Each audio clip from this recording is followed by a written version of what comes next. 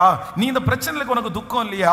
ஆனா என்னமோ தெரியல, ஒரு நிறைவான சந்தோஷம் உள்ள வந்ததுனால அதற்கு பிறகு அவனை துக்கப்படுத்துறதற்கு முடியவே இல்லை. நான் நம்புறேன் உங்களுக்கு ஒரு அனுபவம் வரப்போகிறது. கர்த்தர் உங்களுக்கு ஒரு ஃபீல் கொடுக்க போறாரு. என்ன தெரியுமா? உங்களை துக்கப்படுத்த முடியாத அளவிற்கு யாரும் உங்களை துக்கப்படுத்த முடியாது. ஆமென். உங்கள் துக்கம் சந்தோஷமாய் மாறும். இது விசுவாசிக்கிறவர்களுக்கு அப்படியே நடக்கும். என்ன வந்தாலும் நீங்க துக்கப்பட மாட்டீங்க. அந்த சோகத்தை கர்த்தர் எடுத்து போட வல்லவர். இனி உங்களை சோகம் உள்ளவர்களாய் அல்ல, சந்தோஷம் உள்ளவர்களாய். ஹல்லேலூயா. அன்னாளை குறித்து வேதத்தில் வாசிக்கும் போது வேதம் சொல்லுது, அன்னாள் அதற்கு பிறகு துக்க முகமாய் இருக்கவில்லை. துக்க முகமாய் இருக்கவில்லை. காரணம் என்னன்னா, எனக்கு சந்தோஷத்தை கொடுக்கிறவர் எனக்குள்ளே இருக்கிறார். அவர் கொடுக்கிற சந்தோஷம் எப்படியாமா?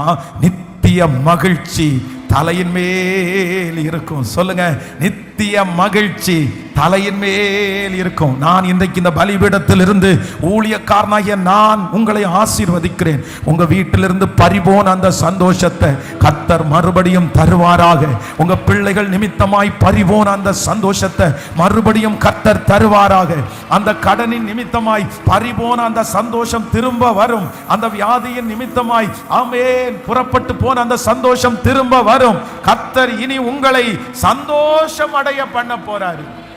ஆமென். சிலர் உங்களை பார்த்து இன்னைக்கு கேட்கலாம், என்ன உன் முகம் சோகமா இருக்கு?